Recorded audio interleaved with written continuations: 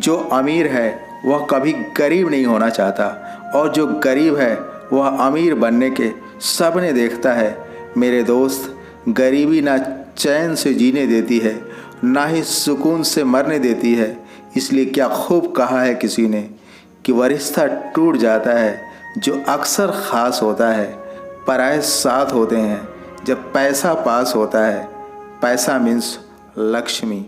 तो दोस्तों, ऐसा कौन सा काम करें जिससे लक्ष्मी का वास हमारे घर में सदैव बना रहे? आइए देखते हैं एक छोटी सी कहानी में। मित्रों, एक रात की बात है कि एक सेठ अपने शयन कक्ष में आराम कर रहा था। तभी उसके सपने में लक्ष्मी का आगमन हुआ। सेठ माँ लक्ष्मी को देखकर अति प्रसन्न हो गया।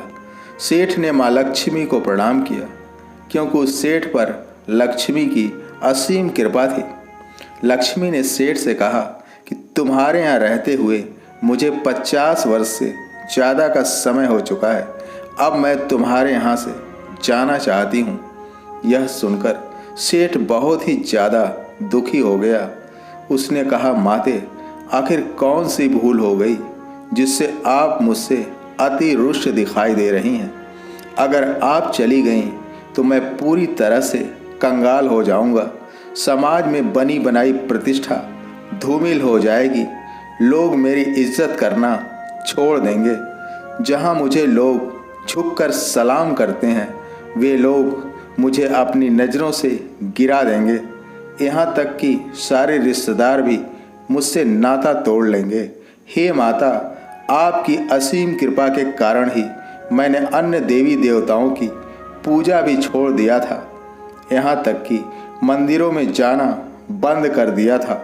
लक्ष्मी बोली, मैंने तुमसे कब कहा था कि तुम देवी देवताओं की पूजा पाठ बंद कर दो, मंदिरों में जाना छोड़ दो, लोगों से मेल मिलाप प्रेम व्यवहार बंद कर दो।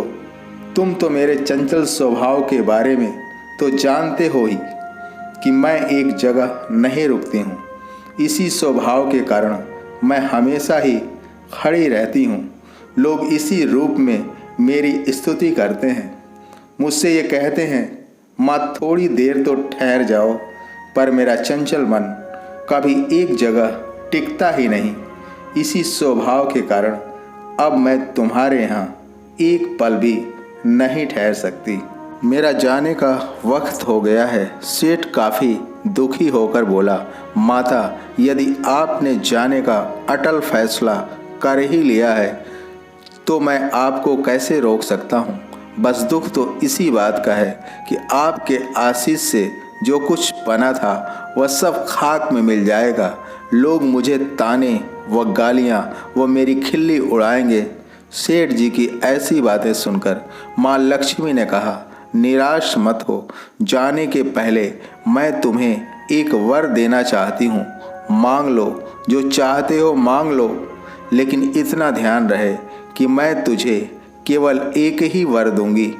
माँ लक्ष्मी की ऐसी बातें सुनकर सेठ जी की जान में जान आई। वो कहने लगा, माता, ठीक है, आप मुझे थोड़ा समय दे दीजिए ताकि इस बारे में मैं अपने परिवार से राय बात कर लूं। माता, मुझ पर इतनी कृपा कर दो। माता ने कहा, ठीक है दिया, कल मैं पुनः इसी वक्त आऊँगी। यह कहकर लक्ष्मी अंतर ध्यान हो गई। सेठ जी सुबह होने के बाद अपनी तीनों बहुओं के पास पहुँचे और बोले, बहुत ही बुरी खबर है। बहुत जल्द हम पूरी तरह कंगाल हो जाएंगे। सब कुछ खत्म हो जाएगा। सारी शोहरत व प्रसिद्धि मिट्टी में मिल जाएगी। हम करोड़पति से कंगालपति हो जाएंगे। तीनों बहुओं ने कहा, पिताजी, ऐसा क्या हुआ जो आप भिखारी हो जाएंगे? सेठ बोले, रात सपने में माँ लक्ष्मी आई थी और सपने में मुझसे कहा कि सेठ जी, अब मैं तुम्हारे घर से जा रही हूँ। मैं तुम्हारी भक्ति से अति प्रसन्न हूँ, इसलिए जाने के पहले तुम्हें एक वर देकर जाऊँगी। मुझे समझ नहीं आ रहा है कि मैं माता से क्या वर मांगूँ, इसलिए तुम सबसे सलाह लेने आ गया हूँ।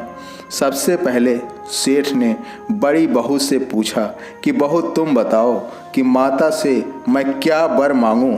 वह कहने लगी, पिताजी आप उनसे बहुत सारे हीरे जवाहरात मांग लेना। ठीक है बहू। फिर मझली बहू से पूछा, बेटी तुम्हारी क्या राय है। पिताजी मेरी समझ से आप माता रानी से स्कूल, कॉलेज, अस्पताल और ढेर सारी ज़मीन जायदाद मांग लेना। सेठ ने कहा, बहुत अच्छा।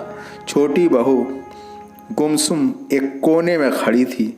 सेठ जी बोले, बेटी तुम क्या कहती हो, तुम्हारी क्या इच्छा है। छोटी बहू कहने लगी, पिताजी मुझे हीरे जवाहरात, सोना चांदी, अस्पताल, ज़मीन जायदाद कुछ नहीं चाहिए। तो सेठ जी बोले, तो तुम्हें क्या चाहिए। पिताजी जब लक्ष्मी आपके सपने में आए तो उनसे बस एक वर ये मांगना कि हम चारों बहू बेटों में सदैव प्रेम बना रहे, इसके अलावा कुछ नहीं मांगना। छोटी बहू की बात सुनकर दोनों बहुएं उसकी बेवकूफ़ी पर हंसने लगी। इससे क्या होगा, भला प्रेम से शान शौकत, ऐसो आराम खरीदा जा सकता है क्या। सेठ जी तीनों बहुओं की बात सुनकर वहाँ से चले गए। जब रात्रि हुई, सेठ विश्राम करने गए तो रात्रि के तीसरे पहर माँ लक्ष्मी सपने में आई। बोली, उठो सेठ, तुमने अपने परिवार वालों से तो सलाह कर लिया होगा, तो क्या सोचा एक बार फिर आगाह कर देती हूँ कि मैं तुम्हें सिर्फ एक ही वरदान दूंगी, इसलिए जो कुछ मांगना सोच समझ कर मांगना। सेठ कहने लगे, माँ मैं एक ही वरदान मांगूंगा।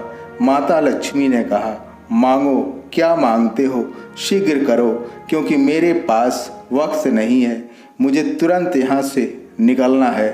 जाओ माँ जाओ, आपके जाने के बाद निश्चित रूप से हम गरीब हो जाएंगे, पर जाने के पहले बस यही वर दे कर जाओ कि गरीबी में भी मेरे बेटों और तीनों बहुओं में और परिवार में हमेशा प्रेम बना रहे।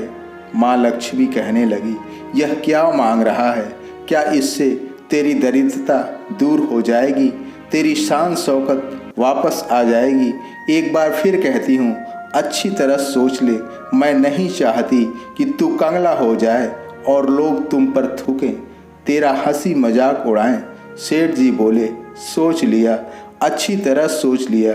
मुझे यही वर दो कि आपके जाने के बाद गरीबी भूखमरी के दिनों में भी मेरे बेटे बेटों और तीनों बहुओं और पूरे परिवार में हमेशा प्रेम बना रहे। दोस्तों, सेठ जी के ऐसे वचनों को सुनकर माँ लक्ष्मी अति प्रसन्न हुई और कहा, अब तू चिंता ना कर, अब मैं यहाँ से जाने वाली नहीं हूँ।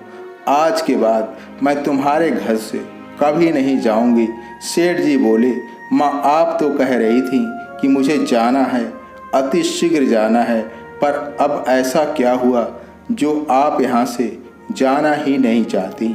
माँ लक्ष्मी ने कहा, तुम कारण जानना चाहते हो तो सुनो सेठ, जहाँ प्रेम होता है, सहनशीलता होती है, वाणी में सभ्यता होती है, गुरुजनों का सम्मान होता है और जिस घर के लोगों में आपस में प्रेम होता है, जहाँ कलह नहीं होता, एक दूसरे के प्रति द्वेष नहीं होता, मन में अहंकार नहीं होता, वाणी में कटुता नहीं होती, मैं उन्हीं घरों में निवास करती हूँ। यहाँ सब कुछ तो है, तुम्हारे घर में प्रेम है, सहनशीलता है, वाणी में मधुरता व सरलता है, एक दूसरे के प्रति आपस में अगाध प्रेम व लगाव है, तो मुझे यहाँ से जाने की कोई आवश्यकता नहीं है, इसलिए मैं हमेशा तुम्हारे यहाँ निवास करूँगी। अंत में यही कहना चाहता हूँ कि जिन घरों में कलह होता है, लड़ाई झगड़ा होता है, वहाँ लक्ष्मी का वास नहीं होता, वो लोग हमेशा गरीब रहते हैं। और जिन घरों में प्रेम होता है, कलह लड़ाई झगड़ा नहीं होता, उन घरों में हमेशा लक्ष्मी निवास करती है। इसलिए ऊपर दी गई टिप्स को फॉलो करें ताकि माँ लक्ष्मी की कृपा से आपका घर परिवार भी धन्य धान्य से भरा रहे। माँ लक्ष्मी की कृपा सदैव आप पर बनी रहे, इसी कामना के साथ आप सबका दिन शुभ हो। जय हिंद, जय भारत।